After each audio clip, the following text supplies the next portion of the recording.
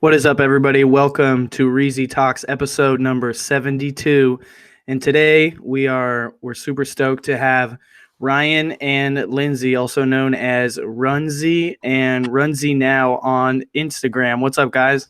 What's going on, man? Happy to be on.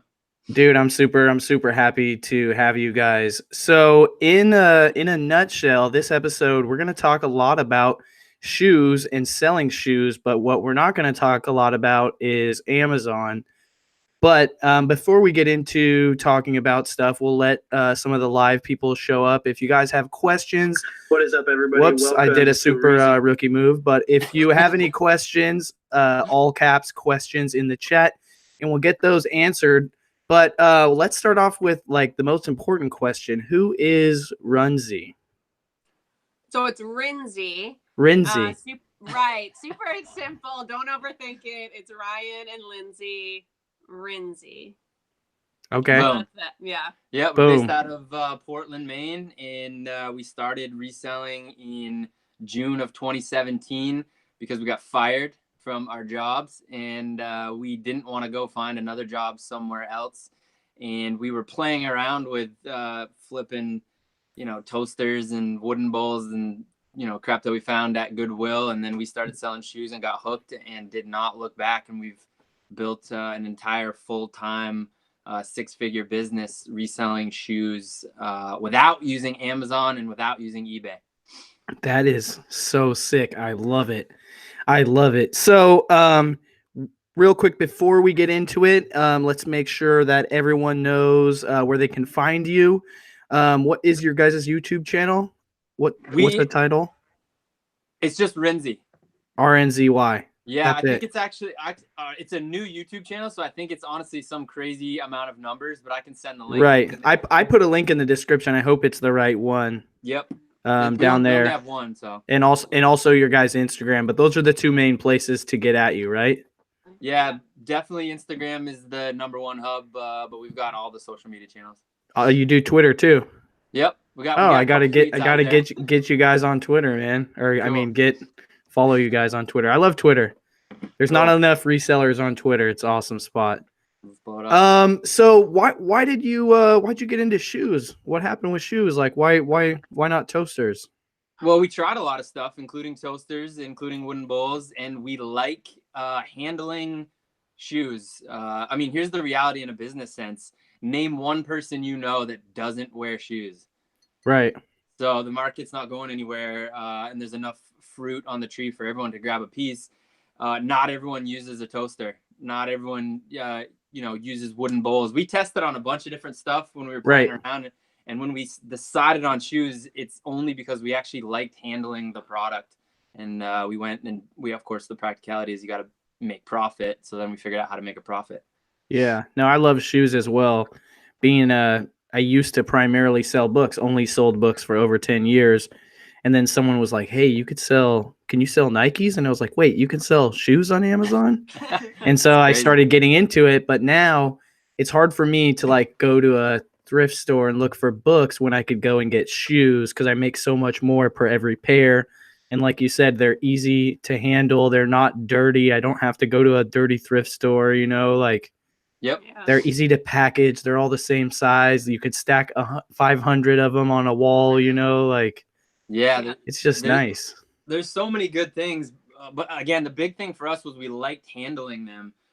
Some people might not like handling shoes. Some people might like doing, VCRs or whatever that is. Right. We tried clothes for a little while. The margins were great. The profit was great, but we just hated taking photos. We hated sorting it. Shoes are easy to photograph too. Yep. Yeah, there's so many wins on the shoe category. Easy to photograph, lightweight. Yeah. Even if you made a refrigerator size box full of shoes, it wouldn't even weigh 50 pounds maybe, Yeah, it's crazy. There's so many wins once you shed all the excuses. Awesome. So far a little over a year and a half for you guys, right? Correct. Yep. Did you go full-time right in the beginning? Yeah, we went full-time right away. We were, as Ryan said a little earlier, we're in kind of a transitional phase in our lives and didn't want to just go clock in somewhere. And so we really made it work from the get-go because we wanted it to. And I'm a very like systems oriented person, very like detail oriented. So we, from the get-go, were keeping track of everything and how much we needed and what that meant as far as how much we needed to sell. And we made it work because we wanted to live this life. What got you into reselling? Is it something you had done before that you revisited, or? So we were both running different businesses and different companies, and we sat down because I wanted the company I was working with to work with her company. And then 5 minutes into coffee, we didn't want to talk about business anymore. And we decided to start seeing each other. The point of the story is the second date, I asked her, hey, I just saw a pile of weights that are sitting in a snowbank. They're free. We can probably flip them for some money. Will you drive a half an hour to go pick them up with me? And she said, let's go. And so right off the bat, we realized we both had this kind of side thing that we like doing or were interested in. And then once we were pushed into a scenario where we had to make it work, we really, like she said, she's the brains of the operation. And I'm like, boss of all, like let's go. And it just has worked because we've made it work since the very beginning. Dude, super awesome. So I talked about it a little bit earlier, and you guys mentioned it too, you don't sell on Amazon or eBay. So where exactly do you sell shoes? Primarily Poshmark is our number one platform currently. We started this whole thing on Facebook Marketplace. We did our first 30 grand or something on Facebook Marketplace, all within 50 miles of Portland. And now it's so let's stop with that. Let's go dig into that a little bit. Yeah. Facebook Marketplace. Why is that desirable? Why start there? We didn't know anything else. Yeah. We heard about people selling stuff. We had heard about Craigslist. Of course, we had heard about eBay and Amazon and all these other things. But when we first started, we had a smaller mindset. And we just said, hey, there's people selling stuff on Facebook Marketplace. And we saw a couple people selling shoes, and we started selling the shoes out of our closet. And once we sold all those, then we said, hey, we got to find some more. We asked some friends and family if they had extra shoes that they wanted to sell, and we would sell them for them on consignment. And then once we sold all of our friends and family shoes, we said, where can we get more? We realized that Goodwill has used shoes. We realized there's a By the Pound near us, and we were off and running. We were very quickly became what's called the shoe mafia here in Maine, because if anyone was buying shoes, it was from us, and we were literally delivering to people's doors on Facebook Marketplace. That is so awesome. And I find that like really unique. I think, so how did was that a plan, or is that just how it works when you're like, okay, because I guess I never really thought of that as a business model. I usually would, sell a thing here or there that was like too heavy to ship or like pick stuff up. But yeah, you got to meet people. So I guess it's easier for you to just drive to them versus, having to find a place or whatever. So you would just drive around to customers, or? Our big thing in the beginning was, okay, here's a marketplace, it's on Facebook. How do we succeed the most on this platform? And we started looking, there's no way to search comps on Facebook Marketplace. So what we would do is look up a bunch of shoes and then dive into the conversations. And what we found was there was a shit ton of people that were missing out on sales because they would say, hey, I want this shoe. And the seller would say, okay, come pick them up. And the buyer would say, no, I can't. And then there'd be no sale.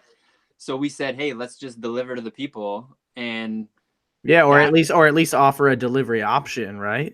Yeah, we did that. I opened my mouth a little too quickly, and I said, hey, and I started putting in all of our descriptions that we're going to offer free delivery within 50 miles of where we lived. And all of our shoes were only $25 a piece.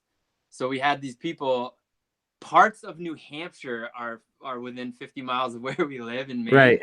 And so people from New Hampshire were messaging us saying, hey, I want these $25 used Nikes that you have up. I live 49 miles away. And I was like, oh shit, like what?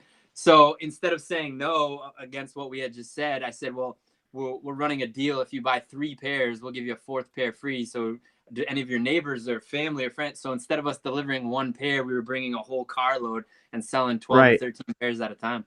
That's huge because I think a lot of people they underestimate the value of delivery in a service that's like, obviously we all know like food delivery, right? But like even food delivery's been like fairly recently like revolutionized with like Uber Eats. Now we're ordering food delivery from places that you can't even get delivery from, right? But with the retail marketplace changing, like I see this as like I don't know, it's just a super cutthroat thing, and it's like it's just convenience. It's just what people want, you know? Like imagine like people are at work and they're like, "Oh, here's a pair of shoes I could buy," you know? And it's like maybe it's $25, but like if you can't deliver it, it pretty much doesn't exist to them, you know? Yeah, we would go to people's jobs all the time. Yeah, all the time. Yeah, exactly. So even if like obviously delivery is a no-brainer, but even just put the option on there, hey, like $5, you know, and we'll deliver, you know, or at least order 2 pairs or whatever, like that is sick. And of course with the that's a lot of cash transactions, right? Yep. It was all cash. I mean, the first 1,000 pairs, the first $25,000 in was cash. That's awesome. That's quick cash ready to go. Yeah. That's super awesome. So from Facebook Marketplace, you branched out to where? I guess we did do eBay at first and discovered that we did not like it. We didn't like the way the fees were set up as far as like you get your bill later from eBay at the end of the month and all of that. Right. We tested out that and didn't enjoy it. The listing process was a little bit longer. I'm going to jump in real quick. We didn't like it for exactly the reason that Lindsay was saying. Based on how we work, it wasn't working for us. We were doing $5,000 or $6,000 a month on eBay, and if you guys are watching this, you absolutely can crush it on eBay with shoes. But the point of this conversation is we kind of want to give you permission that you don't have to use that platform. And so we're very no excuse. Let's dig into that a little bit. Specifically, why do you not like eBay? Well, like you were just saying. We don't like the listing process. Right. Once we switched over to Poshmark and Mercari and realized that we can list things in 15 seconds, the process of eBay became even more deterrent. Right, the app is a little outdated. It's a little like sloppy, yeah. And then it's like Windows 95. Yeah. And then the fee process, like we were having to calculate them out later. Yeah. So you got to put it to the side. Yeah. And we were new resellers. Again, this is stuff where we were like, we want to grow this business. And it was just stuff that I wasn't good at calculating. And you guys do a lot on mobile, right? Am I wrong? Or do you guys do a lot? Absolutely. Everything we do is on mobile. We have a dusty laptop that is collecting dust. And the only reason we have it is for one of our virtual assistants to connect in through. That's it. That's awesome. What a beautiful time to be alive. Yeah, true. This device that fits in your pocket. Like your grandparents wouldn't believe you if you're like, yeah, there's this thing that I put in my pocket and it's an alarm clock, but it also makes me thousands of dollars. Yes, I can also broadcast to the entire planet from it. It's insane. It's insane. It's 2019, man. There is no more excuses. Right. So, ditched eBay, went into Poshmark, and didn't stop there. Where else did you guys go into? And just as a side note, does either of you have like pre-existing shoe knowledge? Just me being a fan of shoes, but nothing crazy. Yo, I'm wearing bean boots until I'm wearing my Nike slides, and that's it. Yeah. So Ryan's not a sneakerhead. No. I like shoes, but nothing crazy. Cool. But I like that you guys are like a duo, because sometimes I wish my wife worked with me more, because I know when she works with me, she finds stuff that I would never find. Like she's like, look at this shoe. And I'm like, why would I look at that? You know? And like, oh, wow. Like, where she's like, here's this like perfume, like scan this, you know? And I'm like, why would I scan? And then I'm like, wait, where's all this perfume at? Right. Like, but it's good. True story. I didn't even know what dance goes were. And we sell a shit ton of dance goes. Yeah. That makes a lot of sense. That's awesome. So definitely got a little bit of advantage in the women's department over there. Yeah, well, and like you said, we weren't sneakerheads. We're not sneakerheads, but now that we're 18 months plus into this, we know a lot about shoes. We're not naive to the fact that if you're going to be selling something and you want this to be full-time, you got to understand the product. And of course we love shoes, but now we're really knowledgeable as we dig into dozens and dozens of different brands. So you still do a lot on Facebook Marketplace, or no? It's probably our number 3 or 4. Right now it's Poshmark, Mercari, StockX, and Facebook Marketplace. Awesome. I have yet to sell anything on Mercari. I made an account, but I didn't list anything. What do you see as the strong points of Mercari?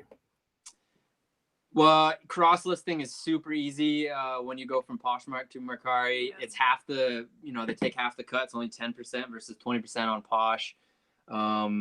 There's the messaging is, I've seen like screenshots. The messaging is like pretty good, right? With the customers, it's like a chat.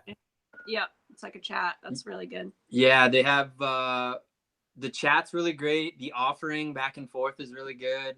Yeah, that's one of the things on eBay that's terrible. The messaging. I feel like it's like a formality. It's like, why do you have to feel like you're writing an email? I just want to ask you, like, if this is really a 8.5 because the picture says 8.5, but the title says 8. Like, yeah, yeah. It's the little things that save us a ton of mental real estate. I think it makes you more purchases too, because I feel like customers are more scared. You know how like people would rather text or email than pick up the phone? Like it's the same thing with like a text versus an email, like real quick, they're like, just like impulse chat you and you answer it, and then you make a sale versus maybe they email you and you see it 2 hours later and you're exactly no sale. Right. The instant thing is huge. And I know Poshmark does Mercari have any of that kind of like back to the customer action where you can like offer them deals because they liked your item or stuff like that? Yeah, that was a huge thing. Oh my God, my voice is starting to go.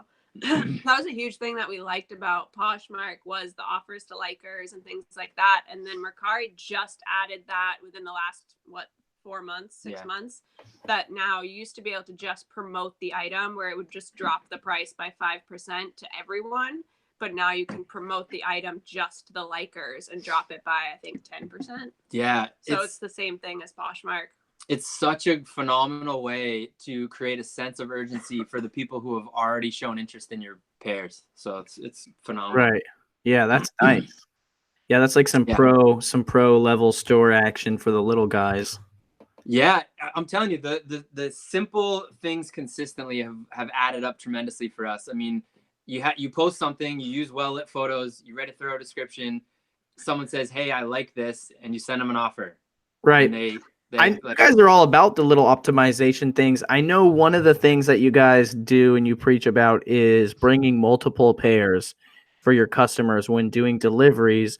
Can you explain that and then talk about like how often that actually results in making more sales or, saving the sale? Yeah, so that started. Oh no, I might be done. You got it. So it stems from this constant no excuse mentality, both on our side and their side. We offered delivery so that we could take away the excuse, I can't come pick them up, blah, blah, blah, blah. And then we found when we were delivering one pair, oh, you know what? These are the size that I thought they were, but for whatever reason, my foot just doesn't fit.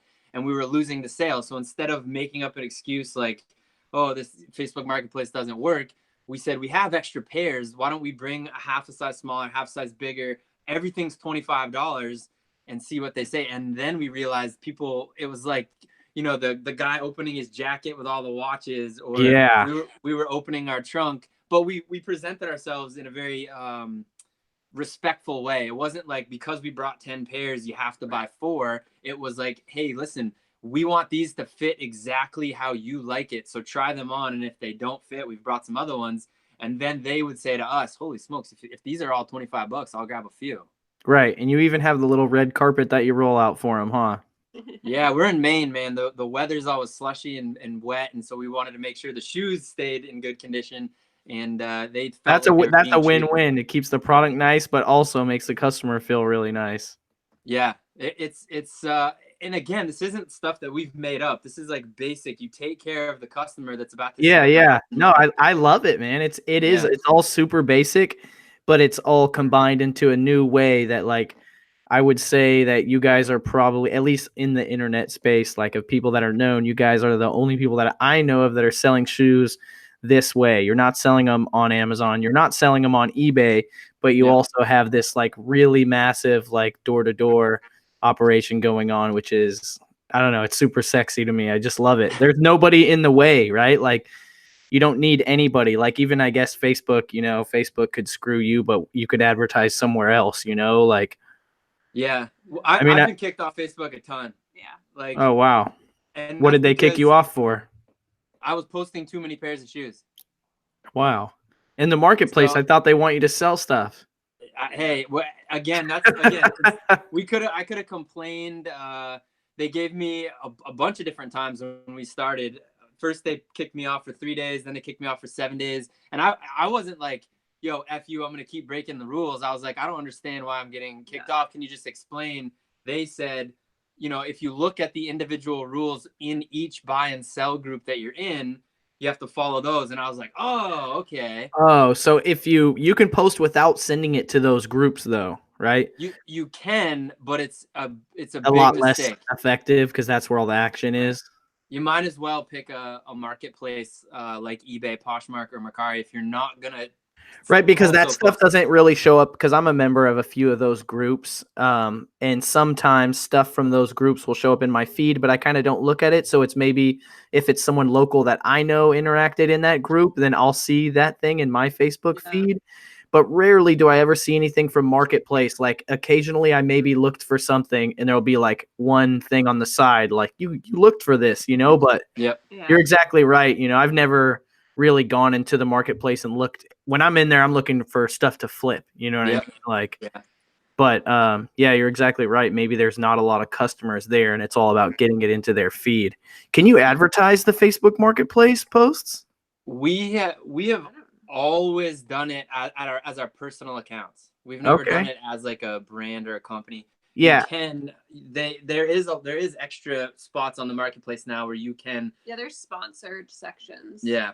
That might be the way to go. Yeah, I also heard that using your personal page is the way to go. And from my experience too, like with my Reezy Resells page versus my Mike Resendez page, like I get way more action on my personal page. I think they just know that like people don't fuck with brands so much anymore like they used to, so.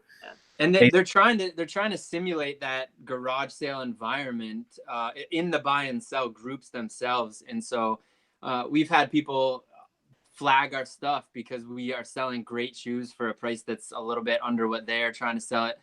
And there's going to be, no matter where you go, this is again the no excuse mentality. We ran into a lot of they're not sipping on Go Juice, they're sipping on Haterade. They're on Haterade. They're getting drunk on Haterade. And that's okay, because then they later on, a couple months down the road, they buy shoes from us. They forget what happened and they're like, I love those shoes. They're only $25. Can you bring them? Hustle till your haters need a pair of shoes. Right. That's awesome. Thanks for the $10 super chat. Richie Hustles. Richie is always supporting. Love that dude. Yeah, he's a good guy, man. He said you're one of the main inspirations for their business, for his business. So he's a good guy. Let's go into we talked about Poshmark. We talked about Facebook Marketplace a lot. What's next? What's your next favorite spot? Is it going to be StockX? Yeah, StockX we love. Actually, good timing with friends and family coming up. Yeah. We do StockX a little differently. We don't ever purchase pairs and then flip them on StockX. We go to the outlets, find pairs, flip them on StockX, and then buy them. So we'll take opportunities like friends and family where you're getting 30% off pairs, in the aisles. I really like that too, because you're selling it right now and everyone knows that, T minus like 24 hours after the friends and family sale starts, the prices start tanking. Yeah, but that's the thing. Like the bids are always refreshing. We've had people reach out to us saying, hey, I went to one outlet and I didn't find any pairs that I could flip on StockX. And we say, great, go to 30 more outlets. Right. And you'll find 100 pairs. And then on the flip side, this is the part that we absolutely love, specific to this kind of flip. The new reseller is out there putting in the hard work, learning what it's like to look up comps, but they're getting that instant profit. So then Right. you build that momentum rather than getting a pair and you're kind of nervous, but the comps look good and you got to go home and take the photos and they make the sale. Right. You might mess up. This kind of flip allows you to build that momentum and build a buying budget really quickly because you know before you've spent your hard-earned money if you've made a profit. Yeah, I mean, especially if you, I'm not saying someone who doesn't have experience should use credit cards, but like if you're smart and you know what you're doing and you know, this is a great option for how to take a little bit of money and almost, I mean, basically no risk, right? Like what could happen with the StockX sale as long as you're sending a nice shoe? Can anything bad happen? Yeah, I mean, the only thing that could happen, like in a crazy scenario, is like they lose it in the mail, or if you, and we go over this stuff in our YouTube videos, if you don't thoroughly look over the shoe, because even in the outlets and stuff, people try on the shoes and they ding them up, and StockX doesn't. And you got to look for minor defects like bad glue jobs and stitching and creased bubbles and crushed toe boxes and. Yeah, exactly. Yada, yada. But so let's dig into that a little bit. So because I've never sold on StockX, I have an account on StockX. I don't know if it's a buyer's account only. I would assume probably. What is the process of selling something on StockX and how long does it take? You're going up to a pair of shoes. Like let's pretend it's this pair of Nikes, but it has its top. It has to have its lid. Right. And you're just searching for the 9-digit number, whatever, the article number. Search that. If the shoe comes up, then you're able to sell it. I don't know if it doesn't come up if you can. Yeah, you can request to add it if it doesn't come up. And so then it's like you see right now what the price is that someone's willing to pay and you say, yes, I'll sell it. And then you're clicking on the shoe and then you're going in and you're looking at all the active bids. And for any size. So if there is an active bid for a size 8 for $89 and we got these for 30% off or whatever, we would accept the bid. We would like confirm that they're brand new, never worn with their complete box, all that stuff. And then it either gets confirmed or the bid doesn't go through because there's something like fraudulent with the buyer or something. And how long does that take for the bid to go through? Instantaneous. Okay, cool. So like a moment. Yep. You know, literally standing there in the store if it's confirmed and it's time to ship or not, and then you just go. And home. when do they release the funds? So the next step is you go home and you print out the piece of paper that goes in the box that they give you. They give you that. The buyer always pays shipping, and then you ship them. The minute that StockX gets them in hand and authenticates them, they release the funds. So the quicker you ship, it could be as quick as 2 or 3 days. Nice. Sounds relatively simple. Has anything gone wrong with you at all on StockX? No, we've sold a little over 20 grand and 100% of our pairs have been authentic. What do they take? What's that? What do they take? What's their cut? I think in shoes, they start at 9.5%. And then the more you sell, the less they take. So we're at the top rank right now. I think they take like 8%. We just found out that once we hit 25,000, and I wish I remembered the person on Instagram who pointed this out to us. I'd give them a shout out. But once we're at about $20,500 sold. Once we hit 25 grand, we get instant payouts, which means we do everything we just told you. But the minute that UPS scans our box, we get paid. As soon as they receive the package. No, so as soon as UPS does. They don't. Yeah, that's what I meant. Oh yeah. So even quicker payout. So it could be the same day payout. That is amazing. Yeah. That's just way too amazing. Like some people think they don't have opportunity. Like literally there is people that live in places where they would kill someone for that opportunity. Well, and I'll tell you what, this is a little plug for our Instagram. When we find something that's hitting hard in the outlets or Marshalls, we tell everybody. Like we could have just taken it all. The last big thing we did was an Air Max 95 OG in the solar red, and we flipped like 14 pairs one day, and we said there's all these bids that are still there. So we posted it, and tons of people went out to their Marshalls, found those Air Max 95, and started making a couple $100 themselves. So we're always letting people know, like, if it's hitting hard, go. And there's zero excuse. Like, we're not hiding anything. Go to your Yeah, I freaking love it. yeah. I love it too. It's great. Yeah. I love it too. It's great. It's not like, well, for one, like it's not like you're not really hurting yourself, especially on something that's set that has a good enough demand, you know. And you couldn't get there anyways, right? Like you can't be everywhere, and Yeah. because you're selling them on StockX or whatever, it's not like a big deal. A lot of, I don't know if you guys are familiar with this, but the way Amazon is, it's like it's really automated. So people are always scared of losing their account. You have like 2 or 3 accounts without permission from Amazon, and all it takes is like one, you know, one hater sipping on haterade to find your account, and then like, you know, report buy something, say it's inauthentic, you know. And so you can't really, you know, so I'm often like telling people stuff, but I'm like, I can't show you the exact product. Or if I do, I have to wait till I sold it already. You know what I mean? Yeah, But no, that's just being smart. We totally respect that. And we're always making sure that we set ourselves up so that we are in control of what happens to us. And it makes sense in that environment where there is some squirrely people out there that even in a Poshmark environment have tried to go on and mess with our account. But the good thing is Poshmark is really good at protecting sellers. And so every single time that that's happened, the case has been in our favor, and we've been given all the funds, and our account hasn't been dinged or anything. It's awesome. Yeah, and it's, again, maybe there's going to be more stuff coming up, but like we're always trying to put ourselves in a position to be in the driver's seat. Great. Shout out to Clutter Guy, came through with a $10 super chat. Appreciate that, bro. Clutter Guy. Yo, the Clutter Guy is the man. You want to talk about no excuses? The man has a business where he goes and gets rid of people's clutter, and he just takes that stuff and flips it. He is the man. Dude, that's a good hustle right there, baby. He's such a good dude. Dude, that's what I was thinking about with, you know, the whole Marie Kondo tidying up thing. That's like sparking everyone to get rid of their stuff. I'm gonna have a big sign or something, you know, says, if it doesn't spark joy, holler at your boy. Yeah, Don, you know about that, dude. I love it. Dude, it's no joke. It's, dude, that people are just throwing stuff. Like I can literally see more stuff in the thrift because of it.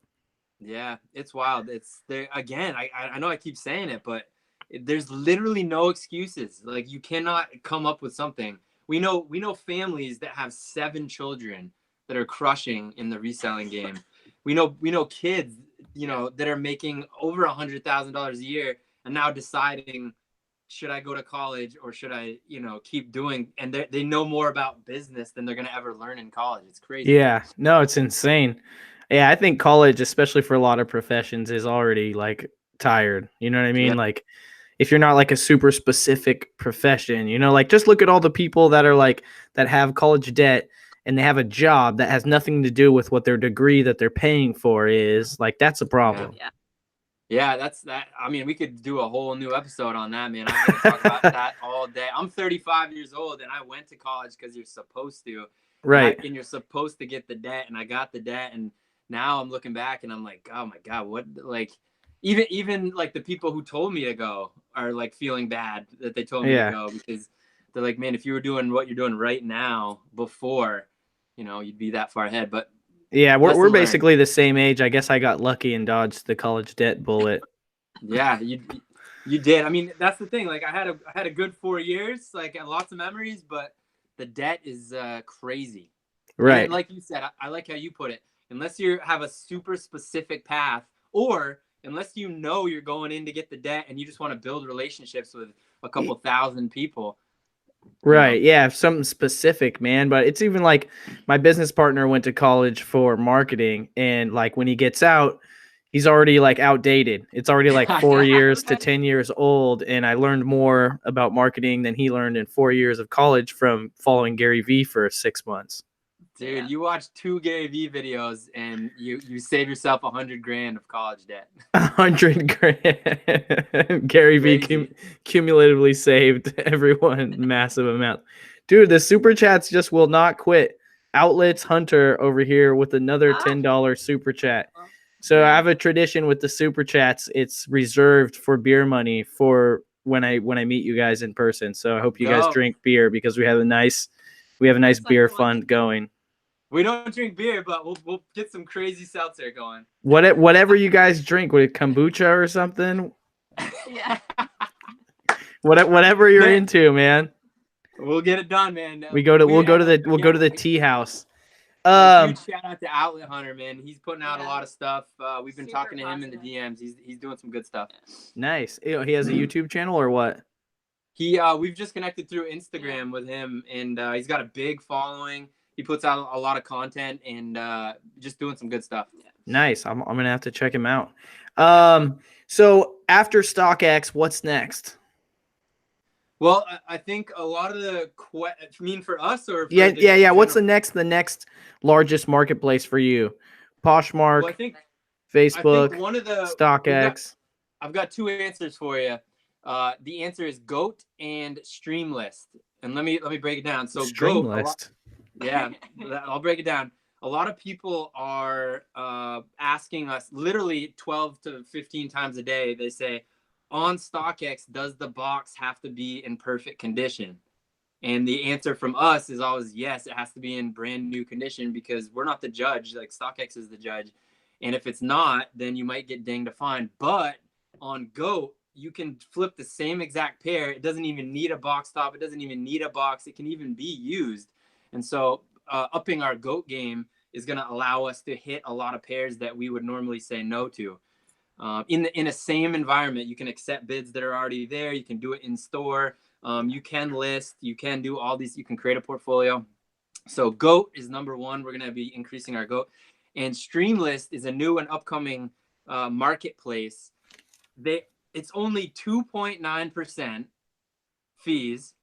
And you can live stream your product and people can buy your product off the live stream.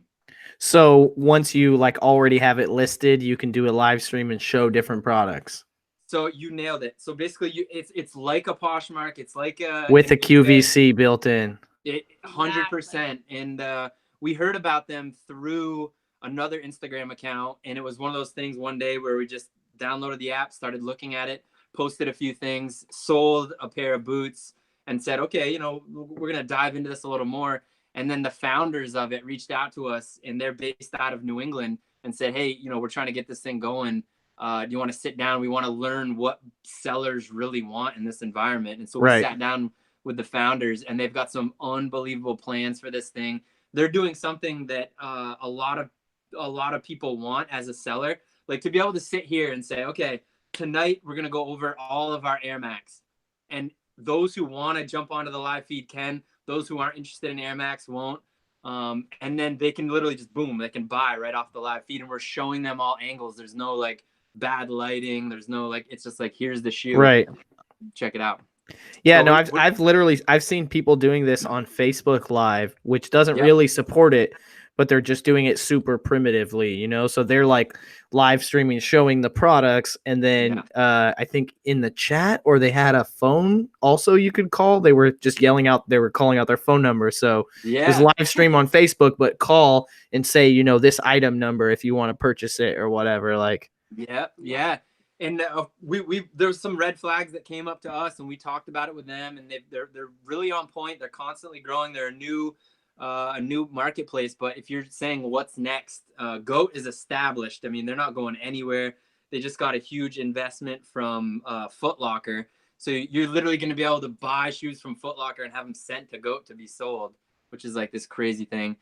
That is awesome. The underneath the radar marketplace for us that we're excited about is Streamlist. That's awesome. Nice. CH Enterprise wants you to know, Lindsay, that your hair is perfect. Thank you. Nailed it. Please smash the like button, guys. We got 185 people watching, or 244 actually. I'm sorry, my screen just refreshed, and only 70 likes.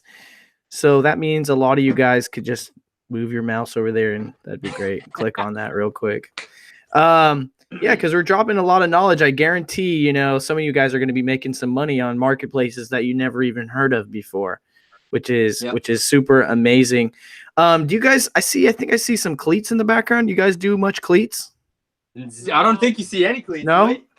No. I thought that one neon yellow looking shoe to the right of the shirt was a cleat. No, this is a pair of New Balance running shoes. All right. Do you guys source from Marshalls and Ross at all?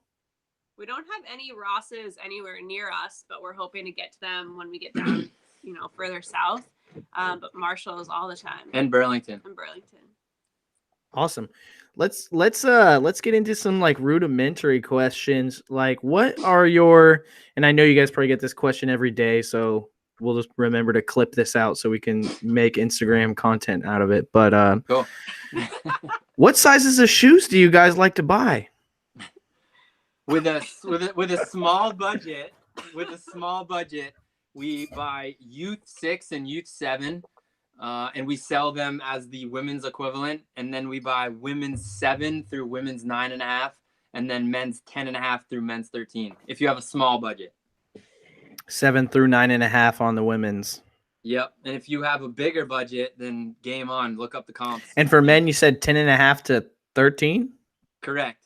Okay. That's a little bit higher than me. I would have went like 9.5, 9 to 12. I don't know. I wear 7.5. So for me, I'm like, all right, I know my foot's hella small. So I'm like, okay, 9s. You know what I mean? Yep. Like, you've got the coveted Nike size.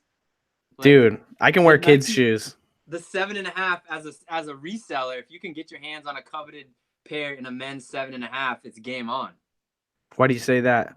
Because it's the most sought after size that's hard to get. Really? 7.5? They make so much less of specifically the men's 7.5. I did not know that. Now you know. I'm not specifically after. I'm usually just like, oh, those are $30. All right. Yeah, that's my size. Well, and to refresh what we were talking about, the men's sizes, again, that's if you have a small budget, men's 10.5 through 13, and we also sell a ton of men's 15. Yep. That's wow. Nice. Yeah. I mean, I sell some bigger shoes too, but it's nothing that I would ever buy like a ton of pairs of. You know what I mean? Yep. But definitely, I always tell people people are always like, well, what sizes should I sell? Or, what rank should I, like, everyone always wants these black and white answers. And I'm like, look, there is no black and white answer. There's like this, like, there's either the way too safe answer or there's the way too risky answer. And then there's like knowing why something is something and knowing that like I normally wouldn't buy this, but because this situation's like this, like I normally wouldn't buy this 15, but the color's nice and there's nobody else selling it. So, but if there was 3 other people selling it and it was, green and brown, maybe you wouldn't buy it. Yeah, no, you're exactly right. You're talking the 2.0 version, the next conversation after people understand which sizes to buy, then they start saying, hey, maybe I should get this because all of these others sold in this colorway. You're exactly right. It's the 2.0 version of that conversation. Someone want to know, are you guys going to take advantage of the pay less liquidation? I don't really think they sell anything that matters, right? They have like Airwalks. I can't even remember last time Yeah, a lot of people have been DMing us about this whole pay less is going down and all this stuff, and Kohl's or something or whatever, like, and we appreciate it. Let me just say that we love when people reach out and say there's all these deals and stuff, and we research some of them, but unless the shoe is in front of us and it's in excellent condition and it's at a price that makes sense, we're not going to start chasing all over the place. We're very methodical with what we do, and we slowly expand our comfort zone. And right now, Payless is nowhere near where we want to be when we're sourcing shoes. That's the Payless is not in the comfort zone. No. Get out of here, Payless. So I don't think we touched on it, but you guys started with a small budget, right? Nothing. 0. Okay. So basically you had like whatever money you needed to survive off of until this thing started working for you. We had to make the money that month. I think it was June. We had to make the money to pay our bills for July. Wow. So it was like, and that's the perfect question. The answer is, like Lindsay said in the beginning, we knew exactly what we needed in July. Most people skip over this step. Right. We knew exactly what we needed in July. So then we reverse engineered what we had to do in June. Yeah, to see if it would be realistic or what it would actually be. To tell us exactly what we had to do every day. So do you think that was a driving point in your success or not? Because I'm fascinated by how environmental pressure drives people to do amazing things. You nailed it. That's the sentence. It's like so many people are half pregnant. they have the full-time job and they're doing pretty decent on reselling, and they constantly ask the question, when should I go full-time? When should I go full-time? And we can't answer that question, but we promise you that if you put as much effort into, if you go all in and you already are doing pretty decent at it, you're gonna and you can do half and half if you want. But the reality is most people shortchange themselves and then they make excuses of why they can't go full time because it's scary. Like you said, right? Because they don't get over the hump or whatever. People do amazing things when it's crunch time, and maybe you don't have to. We're definitely not saying because we went full time right off and had to make the money to do that. Right. What we're saying is know exactly what those numbers are. Yeah. If you want to go full time, what does that mean? And then you know exactly what you have to do. Yeah, no, and I'm not advocating for anybody to make rash decisions either, but I think that it's awesome to be self-aware and understand. And I don't even know if that works for everybody, but for me, what works is like when the shit hits the fan, you know, like burn your boats type mentality, you know, like I've never failed, right, when it really came down to it, you know what I mean? And so, but I think that like that awakens this fire in you, and then you can do like way more than you ever thought you could do or whatever. And a lot of people don't ever get there. Maybe that's why like I even say that like the worst things that happened to me were the best things that happened to me because they made me how I am. And like a lot of people, they had like a really good life. And so they're like, oh, poor Reezy had a hard life. When I'm like, no, poor you. You had an easy life. Like you, when the shit hits the fan, you're going to cry like a little bitch. Like you don't know what to do. Yeah, you can't do this and be soft, like because it's all on you. Right. There's no one you can cry to in this scenario. If we're not doing well, we know it's because something. And it's weird. It's something about us, right? Because a lot of people would be like, I'd rather just work a 40-hour-a-week job for someone else, take my money, go home, be off work. And we're like, well, no. I'd rather work 80 hours a week for myself, even if I sometimes make the same amount as you did for those 40 hours or less, because I'm in control of it. You know what I mean? But not everyone's like that. Like we're weirdos, weird entrepreneur people. Yeah, and the key to what you just said is surround yourself with other weirdos that are like you, and it's game on. Like anything, if you surround yourself with people who are constantly telling you that what you're doing is wrong, like you're never gonna. It's always gonna be this block. And even our family would laugh at us in the beginning, not because they didn't think we could do it, but they didn't think it could be possible to be full-time just selling shoes. Right, like it's not a real job. Yeah. Or like, what is this like quote unquote job? Yeah. Like it's such a thing, a job. It's so, yeah, and you're right. So if you don't have that mentality and you can't take ownership for 100% of your day, it's not the right thing for you. If to go punch in, and there's nothing wrong with that. But like you said, it literally makes me hard to breathe thinking about like punching in for someone else and it's not like prolonging my right. It has like a definite like result. Like this is how much you're gonna get. Like there's no adventure or story to it. You know what I mean? There's no X factor, right? Like there's no superpowers, there's no rainbows, there's no unicorns. It is what it is. Yep, true story. Yeah, no, it's not for me either, man. I can't stand. I feel like when I work for other people, I feel like I'm in elementary school and I need to ask permission to go to the bathroom. Yeah. Oh my God. Or to like be on your cell phone. Oh my God. You know how many times people message us and say like, I can't use my phone. I can't use like grown adults, and they can't use their phone at certain times of the day. It's like, what? Yeah. No, or just, you know, like, let's just go into that real quick because we only have about 10 more minutes. So if you guys have any questions, please throw those in the chat. I think we got another $10 super chat from Johnny Evans. Cool. Which is pretty insane. So go ahead and give us some questions. If you asked a question earlier and we didn't answer it, I'm sorry. That's my bad. Throw it back into the chat. But I want to ask you guys, like, what does reselling mean to you? And what is like the most important parts about it for you? The time freedom, 100%. Like, I mean, I've been sick for the last 4 days straight, and being able to that be okay has been amazing. And to be able to, you know, Ryan has obviously taken 100% of the business in the last couple of days, but just we're going down, guys. We're going down. Bunch of order It's all been mix-ups. in the last couple days. But just the time freedom to walk the dog when we want, or to turn the phones over and not do anything. Like, guys, we've been watching a lot of basketball. The number one thing is just freedom. Yeah. Period. Like, we wake up when we want to wake up. We go to sleep when we want to go to sleep. We travel when we want to travel. And we know that it's not all fun and games. And we got to put the hard work in. And when we work, it's game on. And then when we want to shut off, we can. We don't have to ask anyone's permission.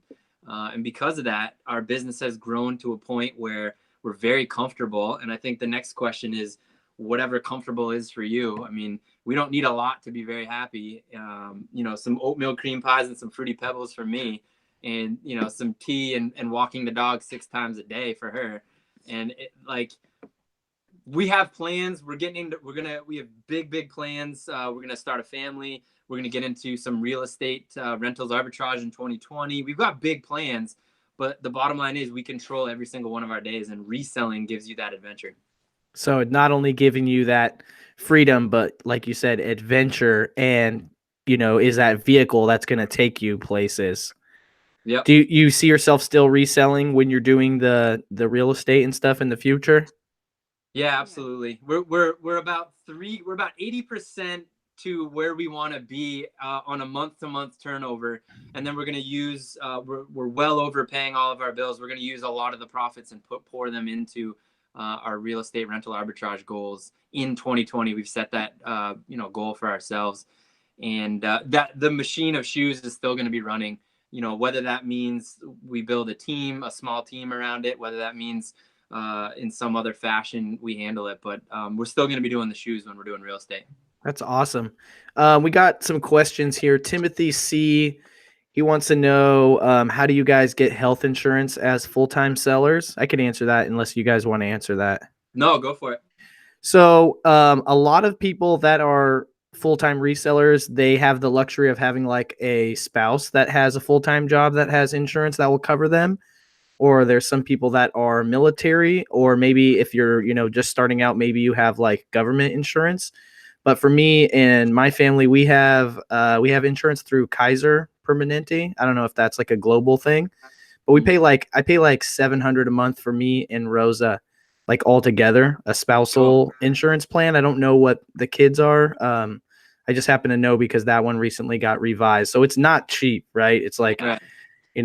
it's Yep. I'm pretty sure that the kids are at least another 500. So, I'm paying like almost 1,200 a month for health insurance, and it's not cheap, right? So it's like, think about that, like there's times we've gone, not anytime recently, but back in the day, we've gone without health insurance, or only the kids had health insurance, or I didn't have, everyone else did. But it's like, you roll the dice or whatnot. Most of the time you're paying, $1,000 a month and you don't even need it. But like, you want to have it in case something happens, right? You don't want to get that $100,000, hospital, just to go to get a lollipop from the doctor. That's like $100,000. Yeah, no doubt. When it comes to tax questions or health insurance questions, we always talk about other people that are like you, that know a lot more about it. Plus, it's different from state to state. It's different from person to person. Yeah. And like you said, you're talking about how you do it, and how like that's super important, because now backtracking to shoes, a lot of the times when we respond to people with how we do things, that may not be how they should do it. It may not be how they can do it because they're just starting out. So when it comes to health insurance and taxes specifically, we always say we're not the best ones to ask about it. We got ourselves covered. But yeah, no, those are the worst questions, man. The taxes, the health insurance, the like, people want to know your exact numbers, like after you take out the coffee that you bought, and the 3.2 inches of tape that you use. Like, give me a break, dude.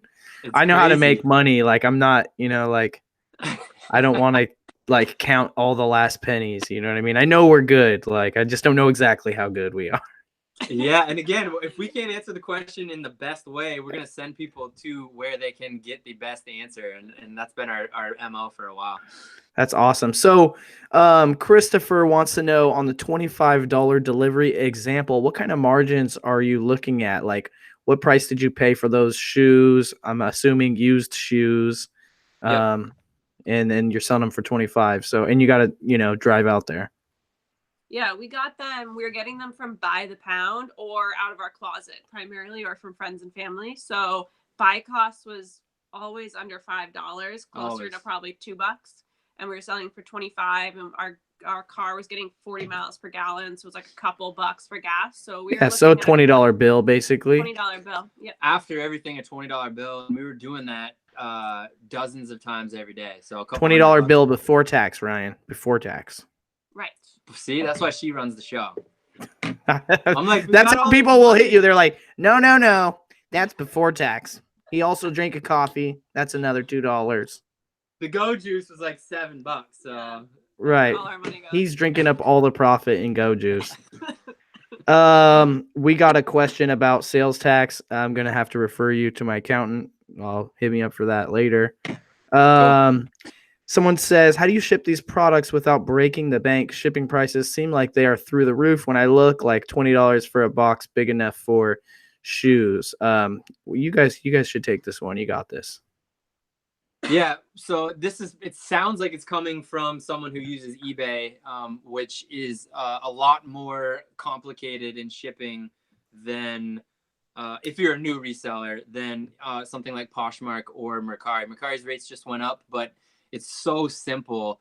Buyer pays shipping. On Poshmark, it's under $7.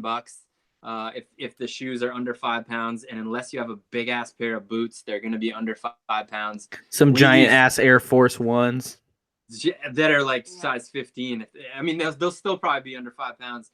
And we always choose USPS because we get the free boxes sent to our door, and we use the free USPS shoe boxes, the free 1095 boxes. Those fit any shoes that we have shipped, including shoes that have their original box. And the shipping is literally. You guys do the 4-cut method, right? Yep. I forget. I don't know. So many people have made videos about that. I don't know who pioneered it, but shout out to the ancient 4-cut pioneer, whoever it was. The cavemen that were shipping their shoes that way. We got huge props. Yeah, no, it's like seriously. We'll sit down and we'll prep like 20 boxes and put them to the side. Like we got a little guide that we made out of another box. I'm gonna show you. We just did. All the orders that came in today, we just did, and most of them were modified 1095. Awesome. Yeah, shipping is, I don't know why, but it's hard. It's weird. As a reseller, shipping something seems so easy to me. But I see people struggle. People who don't resell stuff struggle so hard, like the average person, like to mail you something, or like you left your friend's house and you left something there and you're like, yo, can you mail it to me? And it's like 3 months later, they still haven't mailed it. You're like, bro, it's basically yours. Why do people make it so hard? It's not hard, right? It's just, it's unfamiliar. So it's like kind of scary or whatever, but you got to get on the bike. Right. Have you guys ever used Pirate Ship? Have you heard about that? We've heard about it. We haven't used it yet. We just so in the last couple weeks. So it's a completely free shipping platform. Obviously, you still pay for postage, but they don't charge you anything on top of that, and they give you the cheapest rates. They have a very low overhead model. Like some programmers made it. They don't have like a big office and a bunch of employees or anything. Cool. And it's smart to where when you look stuff up, it automatically selects the cheapest option for you that fits like your methods. So you don't have to worry about, accidentally getting something, paying for more postage than you should have. And then they also have an option that eBay never gives me, which is cubic priority. Yeah. Have you ever seen that? Yeah. I remember the same person I think that told us about Pirate Ship was talking about how it's all cubic, and that's how they can get it a lot cheaper. Yeah, so it'll be like random, like stamps.com, where eBay wants to charge me like $15 for this 2-pound or 3-pound priority box, probably some shoes or something. And then Pirate Ship will do it for like $7 and change as priority cubic. Yeah. Yep. Yeah. Well, and one thing you're saying, again, if you become a mad scientist when it comes to shipping, like you can get some amazing shipping deals. Our big thing is mental real estate. And since the beginning up until today, we'd rather pay a couple dollars more or use a marketplace where it's so simple. And we found those marketplaces where it's like, is this under 5 pounds? Yes. Click that. And then when it sells, print.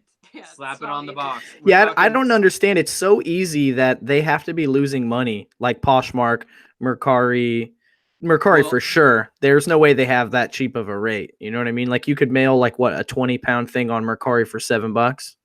no, That's Poshmark. It's 5 pounds, $6.89 or something like that. Mercari, it's like 1 to 3 pounds. I think is $8. 3 to 5 or 3 to 10 they just upped is it, 12 or something. So it goes by weight, but like it's like obvious. And it's just a button, and then once it sells, they're just sending you a label, and you're sticking it on any box you want. Right. But there's no confusion. There's no like, no, I'll pay the shipping. The customer doesn't pay it. Like it's just automatically will they pay it.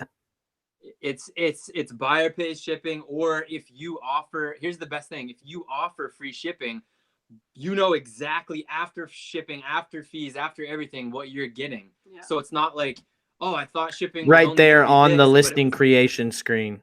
Right. It's so easy, and you know before you list it what you're gonna get when you're doing the shipping. A lot of new resellers run into, all right, yeah, you don't get that on eBay. Yeah. Yeah, they sell a pair of shoes and then it costs $20 to ship because they don't know. Word to the wise, if you're a beginner and you're not going to do the time to research it and you're going to list something on eBay today, please do calculated shipping. Please weigh your item. Please round up to the nearest pound. Please add another pound or two. Choose calculated shipping and you're good. And then also just use the eBay global shipping program. Don't offer shipping anywhere else. And it's the most painless thing in the world. You'll be fine. Promise. True. Awesome. Let's see. So anything else you guys want to add? What do you guys have to say to everyone that's like, well, I can't sell shoes because, I can't sell on Amazon and, these shoes, they're not worth anything on eBay. Like, what do you got to say to those people? We've got the answer. We've got inventory and we offer it at our cost plus shipping. Nice. We created an Instagram account. It's absolutely free. It's called the menu _Reezy. I'll repeat that. It's the menu _Reezy. And this whole no excuse mentality, people say, oh, I can't find the shoes that you find, even though we drive to their state and find the shoes within a mile from where they live. So instead of hearing all this, like I can't find the shoes that you guys find, we're now offering some of our inventory at our cost. So if we find a pair of Air Max 90s for $9 or for $19 or whatever, because of the outlet deal, we are slowly pouring that inventory into this Instagram page. It is a kind of like a raffle where when we post a bundle of shoes, all you have to do is leave a reselling tip in the comments and you're in the raffle. And if you win, you pay what the cost is plus shipping. We send it to your door. And then there's no excuse because. So here's a great question. Someone wants to know, what app do you use to compare prices? And I think this is really interesting because you guys sell on so many marketplaces.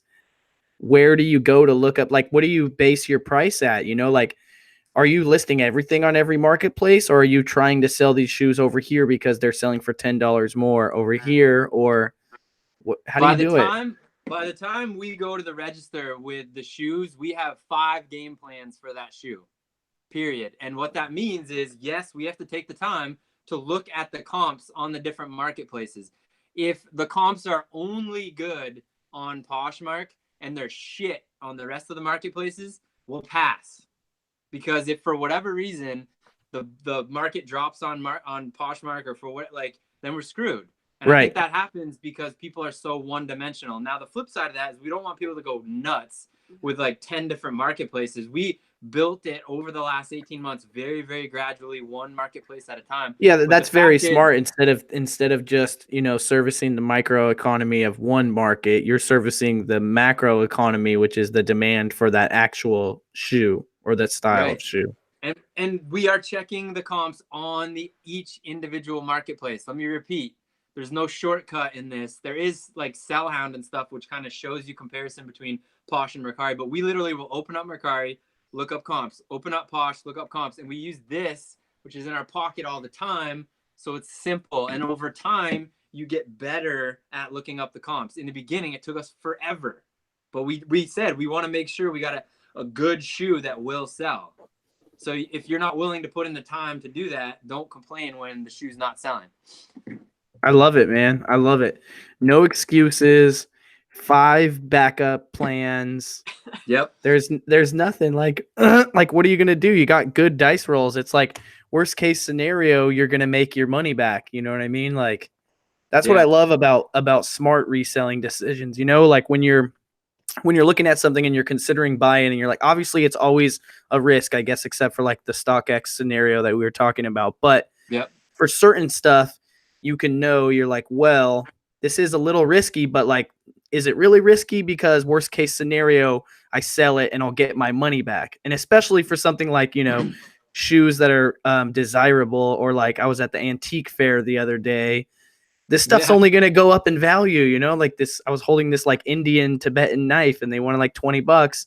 I was like, that's not a bad deal because I know I could sell it for $20, you know, 5 years from now. Like, yep, true story. And here's let's create like a bottom. We always say our worst case is profiting on the pair. And yeah, of course, like in a worst case, but like if you can find a name brand new pair of shoes, whether it's Outlet, Marshalls, Burlington, Ross, whatever, if it's a new pair of name brand shoes, if you can find it for under $25, there is no excuse that you cannot profit in a local environment selling it for 30 or 35 or 40, period. Now, when you get into used shoes and stuff, we usually, our buy cost is under $5 for sure. If they're in really good shape, but they're used under $10. And we just are very strict with that. And we've used that across the board. And then people say, like, I don't understand how you have such a high sell-through rate. It's because we don't buy shoes for $50, period. Yeah, it's smart. Yeah. And another thing is that if you're listening to this, like, you can't just copy Ryan and Lindsay exactly. That's not going to work for you. It works for them. And that's like a product of where they live, how much cash they have or had when they started, how much time they have. Like, do they have kids? Do they not have kids? Like, everybody is different and you can't compare yourself to everybody. But what I do think is awesome about this social media world that we live in, where we can all share with each other, is that you get so many examples, like positive affirmations from people that are similar to you, that it is possible that you can do stuff, right? So I think one of the biggest mistakes that we made as new resellers when we first started was comparing ourselves to other resellers, period. Like, the worst thing we did for ourselves was comparing ourselves to other resellers. Once we started saying exactly what you just said, holy shit, that person has 5 kids or 3 kids. We want to have 3 kids. Let's see how they're winning so that when we get to that point, we already know, hey, there's a couple in Texas. They're crushing it. We're a couple. Let's see what they're doing and then adapt and use what works best for us. Comparing is poison. Yeah, it's different. It's so different for everyone, you know. Like, maybe you have a lot of books where you live. Maybe you have 15 Walmarts. Maybe, you know, you're ex-military, so you can play that military discount everywhere. You know, maybe you know you don't have kids, so you can just like travel the country and go do retail arbitrage and send it to Amazon. You know, like who knows? You know, like. But everybody has different opportunities or options. And I think that's when you really succeed, is when you find like what works specifically for you and also that you enjoy it, you know? Yep. It's true, man. I mean, we want everyone to win, which is why we don't hold anything back. And we're never going to agree that your excuse matters. It doesn't matter. Like, there is someone who's done this with your circumstance, period. Because there's people that have been through the worst of the worst. We've been through a lot. And it's such a good opportunity. There's no excuses. That's so awesome, dude. I'm so glad to have you guys on the show. I think we covered a lot of stuff. This is going to be a classic banger when it hits the podcast for sure. How, again, people can find you on Instagram at Runzy Now. On YouTube, I have the link in the description. If it's not correct now, it will be in the future. I think it's right. Cool. Cool. And yeah, just reach out to these guys. They are very active in the Instagram community. They post a lot of great content about selling shoes, about not having excuses. And they're literally like my go-to example for what you can do in the shoe game, starting from nothing with hard work, over a year or two, which is just great. So we appreciate it, man. Thank you. yeah, dude, shout out. We got, I don't know if you can see it, we got the shirt up, man. Yeah, you guys got great taste over there. Just wearing it every day. every single day. That's the good luck shirt. Game on, man. We really appreciate being on, and the adventure continues. Yeah, saga continue, guys. Thanks for coming on the show. Remember, guys, if you ain't flipping, you slipping. And if you don't know anything about Amazon and you would like to, go to my website, resells.com, grab the intro to Amazon course, see if that's for you, and get some money. Well, I'll see you guys on the next one. Peace.